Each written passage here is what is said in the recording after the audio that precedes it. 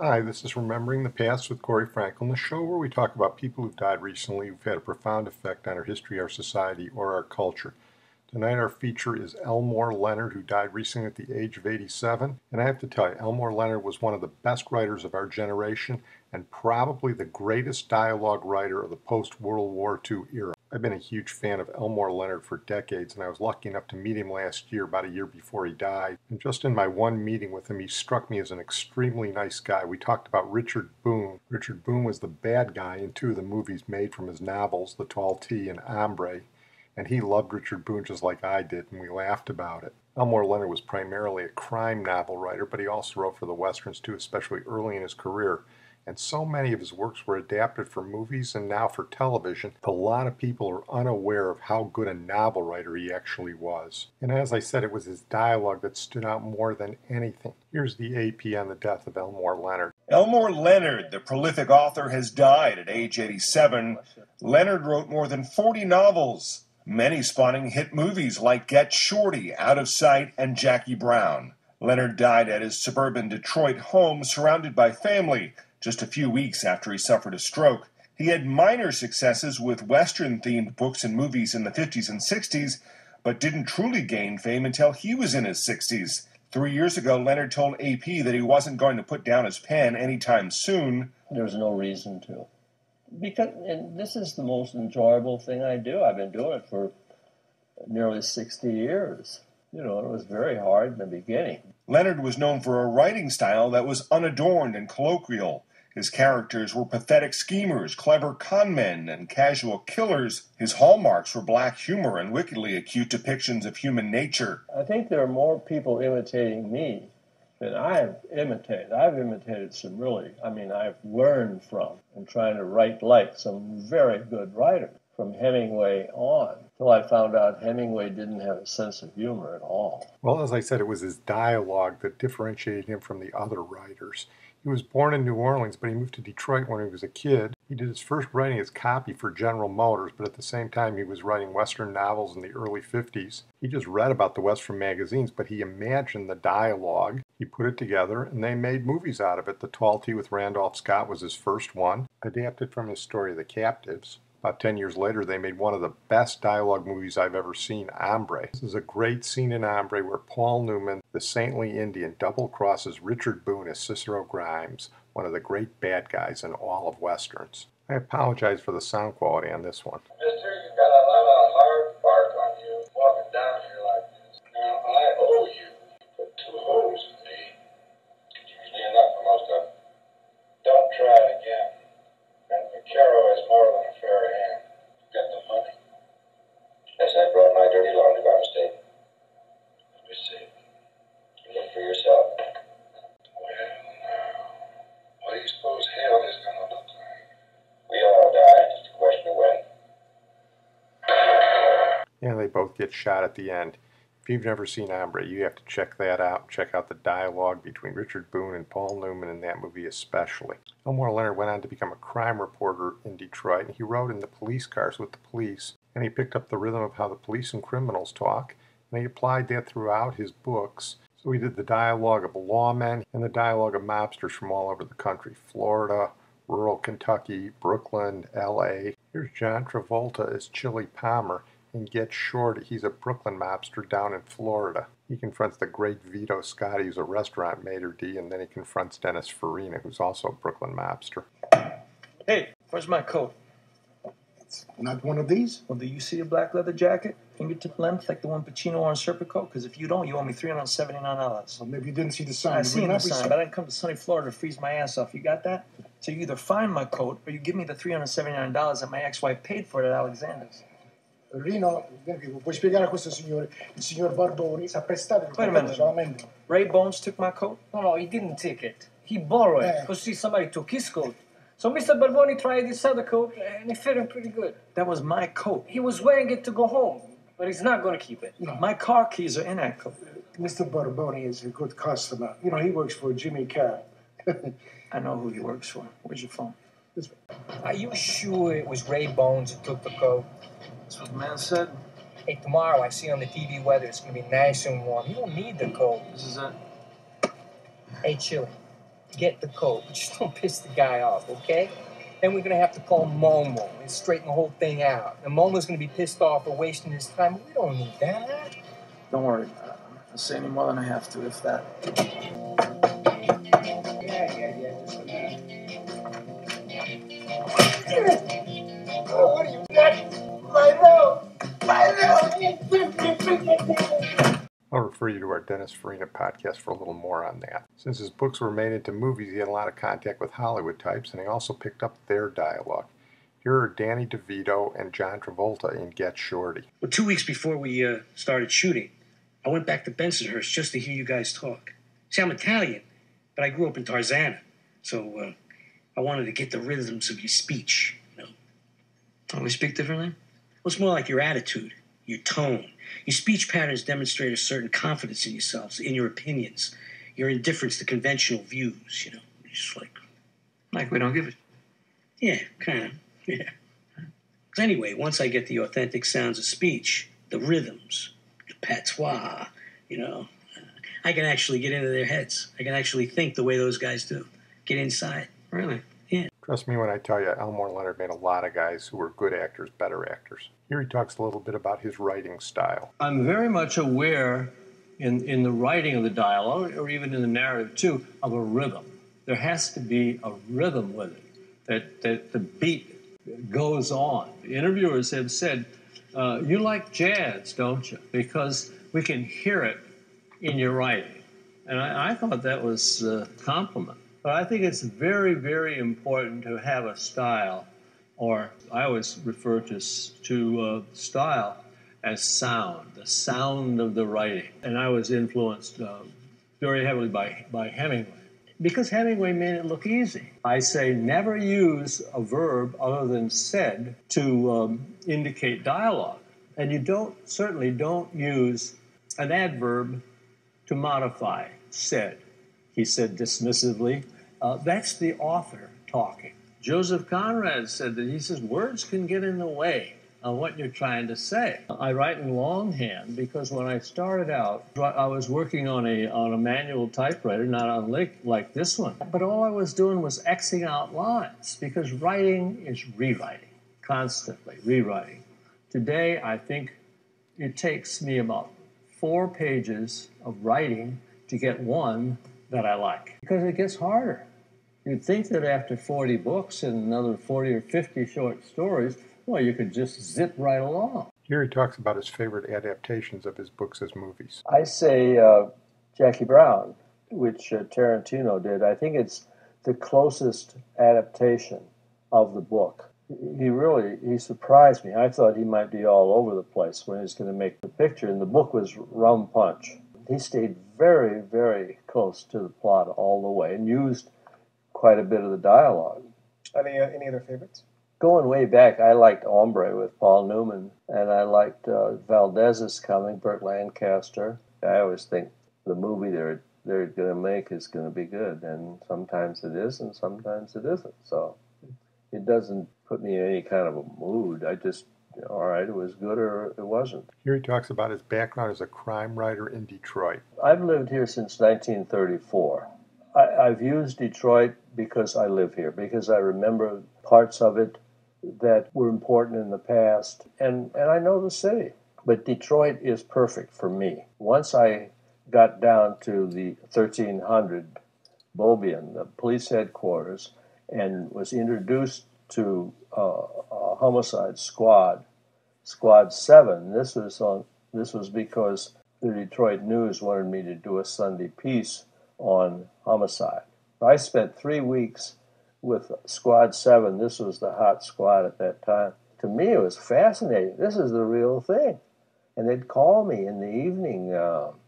We've got a homicide, and give me the location, and I'd meet them there and watch what was going on. So I'll make a couple of arrests. Here are 2 brief bits of dialogue with characters. The first is Martin Balsam and Paul Newman in Hombre. The second is Richard Boone and Barbara Rush. Elmore Leonard talks about his exposition of characters through dialogue. You can be white, Mexican, or Indian, but I think it pays you to be a white man for a while. Put yourself on the winning side for a change. Is that where you are? Well, a Mexican is closer to it. than a White Mountain Apache, I can tell you that. So what bother you? Would you put it out if I said it did? My mama taught me to remove my hat and my cigar in the presence of a lady. Whatever else I take off depends on how lucky I get. The way I work, our characters are much more important to me, to my book, than plot. I'll assemble characters. I say in the first 100 pages of my book, I'll introduce characters, and I think of them as auditioning in that period. And they have to be able to talk. First, I have to give them names. I've given characters names where they wouldn't open their mouths. I named a character once Frank Matisse, and the story took place in New Orleans, and I thought that was a typical New Orleans name. But Frank wouldn't open his mouth, and he acted too old for some reason. So I changed his name to Jack Delaney, and I couldn't shut him up. I don't believe in describing in detail a character's appearance. I don't want the character just to keep telling me what somebody looks like. I want to figure it out from the way they talk and the way they act, what they're like. Yeah, once I get a character, there are places to go with the character, you know, because I make up my book as I go along. I like to always use the character's point of view and leave me out of it. I'm not going to use a word that my characters wouldn't use or know. They're going to tell their own story. They're going to tell who they are. I don't mean tell, they're going to show who they are. That will become part of the plot. They're all one. Because I can't write in a literary way where my sound is what you're reading. The important thing to me is the way I write, the way I let things flow, the way I let ideas come along, the way I will maybe spend 3 pages on a scene and I think, you know what you're doing? You're writing. You're trying to write instead of just approaching it differently. Get a different attitude, and then all of a sudden I get into it and it starts to flow in a way that I know will work. I can keep going, you know. Here he talks about one of his most important influences, The Friends of Eddie Coyle, about Boston bank robbers by GEORGE.V. Higgins. It's one of the best crime novels I've ever read. And we talked about it when we did the director Peter Yates. It was also, in my opinion, Robert Mitchum's best role. My agent in Hollywood called me up and he said, "Have you read The Friends of Eddie Coyle?" And I said, "No." He said, "Read it." And it helped me enormously. He showed how to get into a scene immediately, get the characters talking before you even tell where they are. Also, he had a natural bent for using obscenities the way these criminals, especially, talk. Readers do tend to skip through novels, but they won't skip dialogue. Lots of writers talk about how difficult it is for them to write, but Elmore Leonard always seemed to enjoy it. I remember when I met him, he talked about how much he enjoyed it, and here he discusses it. I've had such a good time writing. I can't imagine doing anything else. I get such a good feeling about it. It's so pleasing to be able to write something that I read, and it works, and it makes me happy. It pleases me. Sometimes I'm writing in the afternoon. I look at the clock, and it's 3 o'clock, and I think, good. I've got 3 more hours, and that's the best kind of a job you can have. Yeah, it made us glad too. Finally, he did a lot for advising writers on what words to use, what words not to use, but his voice all boiled down to this. If you want to be a writer, all I can do is wish you luck. The rest is up to you. Elmore Leonard, one of the best. We're going to move on now to Jack Germond, who died recently at the age of 85. And Jack Germond was a journalist for over 50 years. He wrote for the Washington Star and the Baltimore Sun, but he's best known for his role on the McLaughlin Report, the televised political gabfest that's really the mainstay of the art form. As reporters go, he was really old school. He was sort of an irascible, cherubic guy, overweight, always laughed, always drank, always had a story to tell. Here are a couple of the reporters who worked with him talking about Jack Germond. I first met Jack Germond in the 1980 campaign, my first campaign, his 5th, I think. And he was the reporter who actually knew what was going on. I mean, before there was cable TV and political hotline and the internet, he was kind of the human hotline because he knew politicians in every part of the country. He kept in touch with them. He just reported all the time. He really knew what was going on. He was sort of the prototypical reporter taken out of the front page and transformed onto the national scene. You know, he was tough. He looked like he was hard-boiled. He looked like a reporter. He wasn't someone who, when you met him, you thought how many graduate degrees he had, although in fact he had them, done a lot, had gone to school quite a bit, but he was more the guy, the street reporter, but doing it nationally. You know, he became a television figure through the McLaughlin Group. The people there were picked, you know, for an ideological reason. There was one on the left and one on the right, and Jack was more liberal than conservative, but he was really on there to be the blunt truth teller, and he was good at that. You could tell Jack Germond had a lot of fun by the Germond rule, which is something that political reporters everywhere abide by. The Germond rule says that if you go out to dinner, everybody pays an equal share of the tab, even if you didn't eat the most, even if you didn't drink the most. This rule always benefited Jack because he was a big eater and a big drinker, but it is one way in which he is honored by other political reporters everywhere. He wasn't afraid to stick his neck out either. I remember Jules and Jack wrote a column on the day that George Bush the Elder announced his presidential candidacy in, I guess, 1979. They basically wrote a column saying that his campaign was dead before it started, and it turned out to be anything but dead. They did very well. Bush did very well and ended up on the ticket. Relations between Jack and Bush were never quite the same, I think, after that.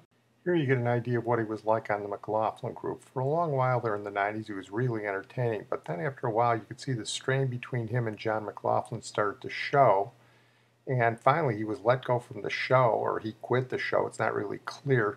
He said the last couple of years he was just phoning it in, doing it for the money to send his daughter to medical school, and you could tell. For the first couple of years, he and John McLaughlin had a rapport, and he was really an animated and informative guest. Jack, did the Republicans get a mandate? Oh, I mean, for the Democrats, this was turn out the lights, the party's over, you know. This was disaster at all levels. And I agree the Republicans got a mandate, and it is not the mandate that Clinton is trying to make it say, make it sound like, that Eleanor just suggested. They want the government to do these things, which makes change faster. What they want the government to do is stop spending their money and do nothing.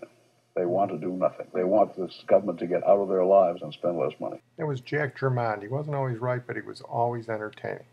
I'm going to close on that note. I want to thank my producer, Sid Tepps. And we're going to close with Tompall Glaser, who died recently at the age of 79. And Tompall Glaser was out of Nashville, and he was one of the Outlaws, along with Waylon, Jennings, Willie Nelson, Chris Christopherson, those cats.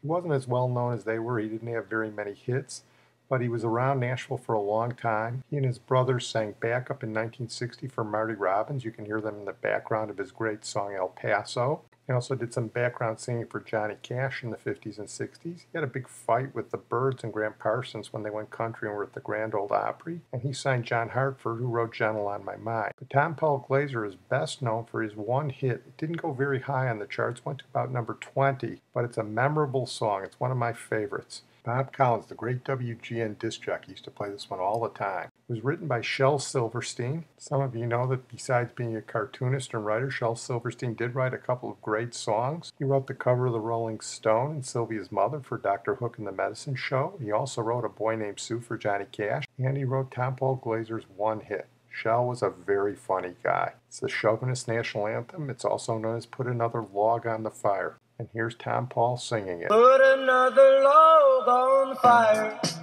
cook me up some bacon and some beans, and go out to the car and change the tire, wash my socks and sew my old blue jeans. Come on, baby, you can fill my pipe, and then go fetch my slippers and boil me up another pot of tea. Then put another log on the fire, babe, and come and tell me why